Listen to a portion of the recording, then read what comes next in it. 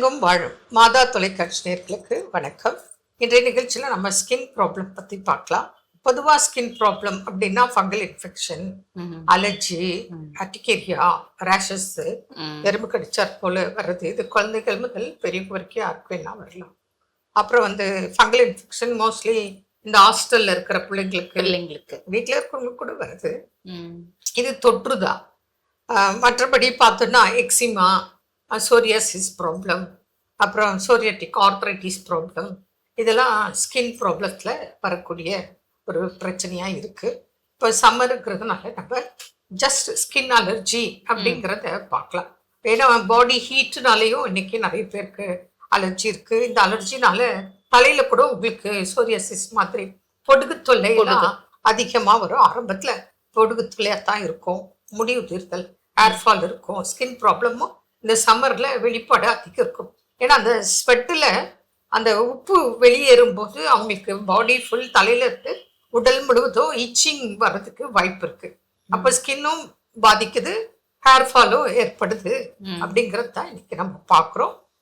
முக்கியமாக பார்த்தோன்னா psoriasis problem பார்த்தீங்கன்னா இந்த சம்மர்ல ஸ்வெட் ஆயிட்டு அந்த இடத்துல அரிப்பு ஏற்படும். இவங்களுக்கு எங்கே அந்த ஸ்கின்ல சோரியாசிஸ் பாதிப்பு வந்திருக்கோ அந்த இடத்துல இச்சிங் இருக்கும். அப்ப இவங்க என்ன பண்ணுவாங்க, நெய் வச்சு நல்லா சொரிஞ்சிருவாங்க. அப்ப கட்ஸ் வந்துட்டு அப்புறம் பாத்தீங்கன்னா உங்களுக்கு வலி ஒரு பக்கம், எரிச்சல் ஒரு பக்கம், அரிப்பு அதிகமாக இருக்கும்.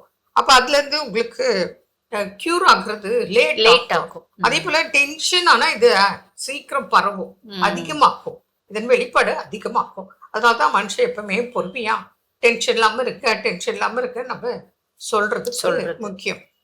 அது மேலும் உணவு கட்டுப்பாடு ரொம்ப அவசியம். அப்போ டாக்ஸின்ஸ் உள்ள இருக்கிறது வெளியே வரணும். அதன் வெளிப்பாடு தான் ஸ்கின் ப்ராப்ளம் அப்படிங்கறத நம்ம சொல்றோம். வேற என்ன ரீசன் நம்ம சொல்லலாம். கண்டிப்பா. பொதுவாக பாருங்க, இந்த காலகட்டத்துல ஃபங்கஸும் ஜாஸ்தி ஆயிடும். ஃபங்கஸ் ஜாஸ்தியாகும். அதே மாதிரி ஸ்கேபிஸ் அப்படிம்பாங்க. ஹாஸ்டல்ல இருக்க குழந்தைங்களுக்கு எல்லாம் ஸ்கேபிஸ் வரும். அது முக்கியமா இந்த கையில எல்லாம் செரங்கு அப்படின்னு சொல்லுவாங்க பாத்தீங்களா. அந்த குழந்தைங்க வீட்டுல டாக்ஸ் இருக்கு அப்படின்னா டாக்ஸ் ரொம்ப கடிச்சிக்குது அப்படின்னாலும் டாக்ஸ் கிட்ட இருந்தும் குழந்தைங்களுக்கு வர்றதுக்கு வாய்ப்பு உண்டு. குழந்தைங்க ஹாஸ்டல்ல இருந்தா ஒரு குழந்தை கிட்ட இருந்து இன்னொரு குழந்தைக்கு பாத்தீங்கன்னா இந்த ஸ்கேபிஸ் மைட் வரும். கையில பாத்தீங்கன்னா நல்ல மைக்ரோஸ்கோப்ல பாக்குறாங்க அப்படின்போது பேன் மாதிரி ஒரு ஸ்கேபிஸ் மைட் இருக்கும், அந்த பூச்சி இருக்கும். சோ இந்த மாதிரி இருக்கு அப்படின்னா அது தொத்தும். ஒரு குழந்தைகிட்ட இருந்து இன்னொருத்தவங்களுக்கு தொத்தும். வீட்டுல ஒருத்தவங்களுக்கு இருக்கு அப்படின்னா எல்லாருக்கும் வர்றதுக்கான வழியும் வாய்ப்பும் உண்டு. அப்ப அவங்களுக்கும் பாத்தீங்கன்னா அந்த ஸ்கேபிஸ் மைட்டை சாகடிக்கிற அந்த மிட்டிசிடல் ஏஜென்ட்ஸ் இருக்கு, மெடிசன்ஸ் இருக்கு. அது கூட சோப்பு, ஆயின்மெண்ட் இதெல்லாம் கொடுப்போம் செட்டில் ஆகிறதுக்கு. கூட உணவியல் மாற்றங்களும். அதனாலதான் அவங்களுக்கு சொல்றோம், சீப்பு, சோப்பு, டவல் எல்லாமே தனியா வச்சுக்கோங்க, எல்லாமே தனியா வைங்க, ஒருத்தர் பயன்படுத்தாது.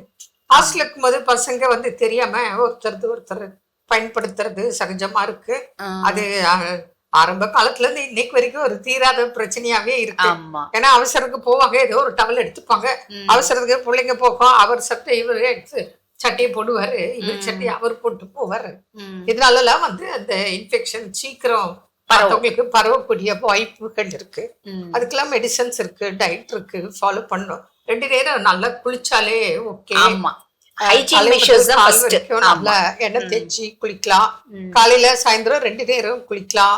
முடிஞ்ச அளவு காட்டன் ட்ரெஸ் போடுக்க, நல்ல காற்று போகணும். காற்று போகாத இந்த ஸ்ட்ரெச்லான் material, silk material, jeans material, இதெல்லாம் லெகிங்ஸ் இதெல்லாம் வெயில் காலத்துல அவாய்ட் சம்மருக்கு கண்டிப்பா அவாய்ட் பண்ணும். லூசா ட்ரெஸ் போட்டா நல்லது.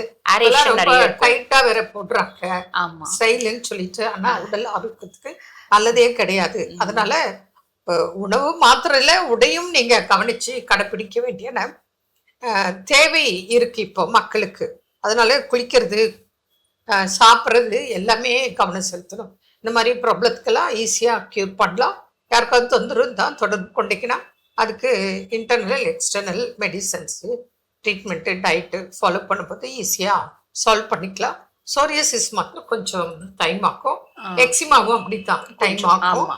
ஆனா நீங்க கரெக்டா ஃபாலோ பண்ணிட்டு இருந்தா மேக்சிமம் வருஷம் வராம பாதுகாக்க முடியும். அதே போல சோரியாசிஸ்னால மூட்டு வலி இருக்கிறவங்களுக்கும் வரும். அதுதான் சோரியாட்டிக் ஆர்த்ரைட்டிஸ் சொல்லுவோம்.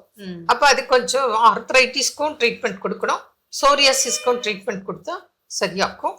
அதனால முதல்ல டென்ஷன் இருக்கக்கூடாது, டயட்டு ஃபாலோ பண்ணோம், நல்லா ஹைஜீனிக்கா குளிச்சு நல்லா துவைச்ச துணிக்குல போடணும். இது எல்லாமே கடைபிடிக்கும் போது எந்த பிரச்சனையிலிருந்து மீண்டும் வெளிவர முடியும். மீண்டும் நாளை சந்திப்போம். நன்றி. அன்னை மரியே வாழ்க.